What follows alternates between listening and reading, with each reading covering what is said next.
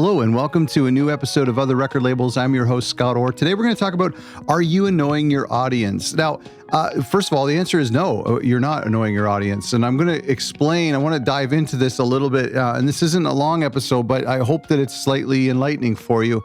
But there is this self-conscious fear that we have. It's this like imposter syndrome, the resistance, if you will, that is telling us that we're posting too much or we're doing too many things because we tweet and we share things and people don't respond, and people don't respond to our emails. Somebody told me the other day they spent about 30 hours sending emails and they heard back from 2 people and they sent, well over 100 emails. And that's actually a pretty decent response rate. But anyway, and so I know that this can be really hard when we're contacting the press and when we're posting on social media to our fans. And oftentimes we not only think that we're being ineffective, but sometimes we fear that we're being annoying. And so I want to talk about that and kind of dispel that a little bit today. By the way, please visit our website, otherrecordlabels.com, where we have a bunch of resources for record labels. And if you haven't been there in a while, I'm telling you, it's jam-packed with stuff. There's free resources and there's some of our more advanced courses you can check out as well. So listen, go to otherrecordlabels.com. First of all, don't worry about annoying your audience. Let's just not worry about that. Let's just take that completely out of the equation. First of all, the number one reason why you shouldn't worry about it is it's your job. I mean, you're a business, right? And I mean, we don't often think about that. We think of ourselves as individuals. We take our labels and our music very personally, which is great, but it is a business. We're a company. It's what we do. We make things, we sell things, we promote things. That's really the essence of the label. Of course, there's so much more to it. We know that. But let's not forget that we are a company. And so it's kind of our job to make things and to try to get those things into other people's hands. The other thing that we need to remember is that people don't think about us as much as we think about us. Do you know what I mean? We worry that about what we're doing, and other people are worrying about what they're doing. So you might be thinking, am I annoying my Twitter following or my Instagram following or my email list?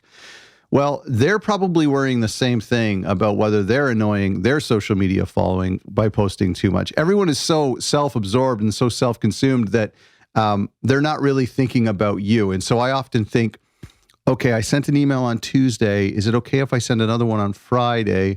And I posted on Thursday. Is that going to be too much? Really, I'm the only one who's thinking about that. I mean, think about it. I don't think about other companies. If I see a commercial during a hockey game, I'm not thinking, oh man, I saw a similar ad 3 days ago and get all flustered. We just we take it and then we let it go. So don't worry about it because people are worrying about themselves.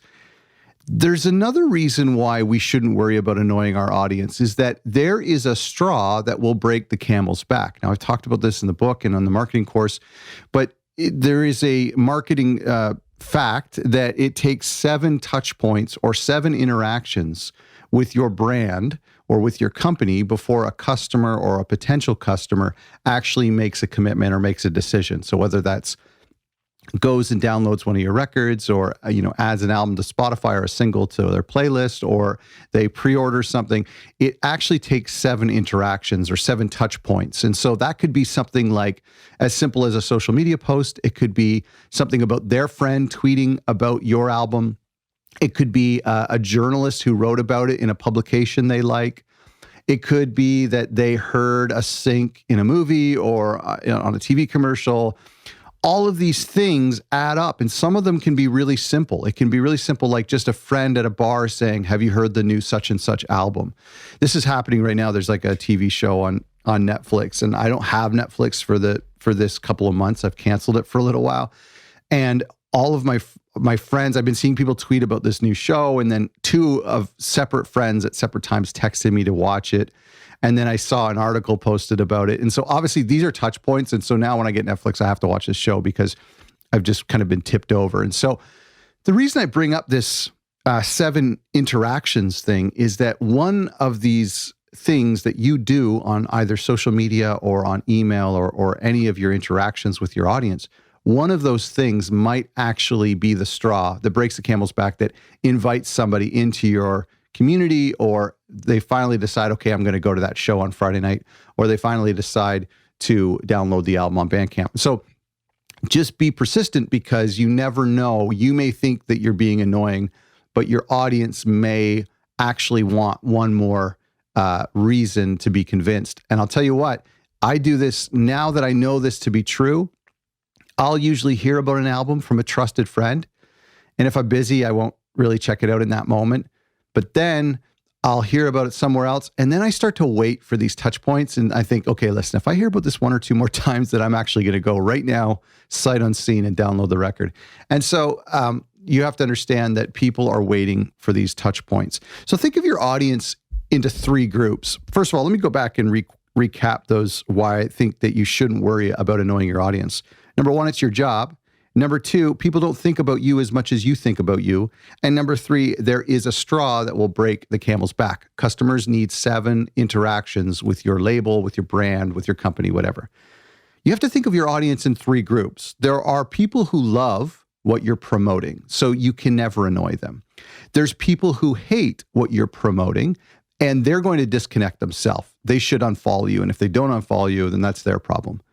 And then there's people who don't know if they love or hate what you're promoting. And these are the people who are undecided. And these are the people who need to keep hearing from you until they voluntarily put themselves into one of those groups. They either say, you know what?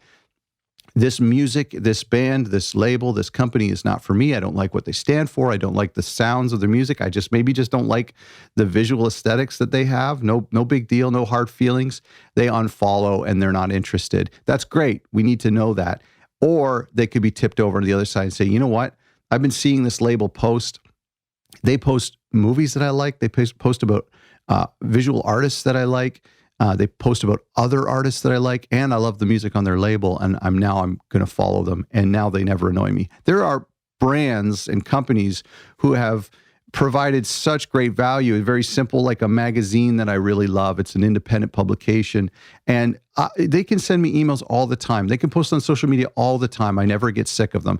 There's like an outdoor company that is like building these cool structures, and I just think they're the coolest thing ever. I signed up for their mailing list, and so they can never bother me. They can send me stuff all the time, and so we want our audience to divide themselves into either we're not interested, and so we're not following, or we're interested, and you can never annoy us. So I've got 2 things I want you to do before I leave you. Keep on doing what you're doing. Ignore that inner resistance. Ignore that imposter syndrome. Just ignore it. I know it's going to come on really bad days. I have that too, where I think I've got to stop. I'm annoying people. Don't worry about it. Just don't think about it. Just keep doing what you're doing. But the second thing is have a plan. Make sure what you post is strategic. If you're reposting memes, if you are just posting stuff just to have filler, then that's not a great strategy. It's not a strategy. What you should have is a plan, is a strategy. Now, I'm not saying that every tweet has to be intentional, quote unquote, but what's important is that if you're tweeting about music you like, or you're tweeting about politics that you support, or you're tweeting about some sort of cultural thing, that's okay. That is a plan. That's a strategy. That's something that is important to you, and you're giving your brand and you're giving your label a personality. That's great. Just make sure that everything you do is a part of some sort of strategy. Now, some people don't like to assign a strategy or to think in that way. They like to be more off the cuff, more spontaneous, but that can be your plan. That can actually be something that you've committed to. So just make sure you write it out, and make sure you look at every single thing that you do and ask yourself, is this part of who our label is? Is this beneficial to the artists and to our audience? And so you need to think about that. I hope that you found this helpful. Please go to our website, otherrecordlabels.com, where there are more helpful things that you can download for free. If you are worried about annoying your audience, you need to stop. You need to remember that it's your job. People aren't thinking about you as much as you're thinking about them, as much as you're thinking about yourself. And finally, they need more interactions, because they need to decide whether your label is somebody that they're going to keep in their day-to-day life, and they'll make that decision themselves. If they're annoyed by you, then they'll no longer be part of your audience. So don't worry about annoying your audience. Hope you found this helpful. Thank you for listening.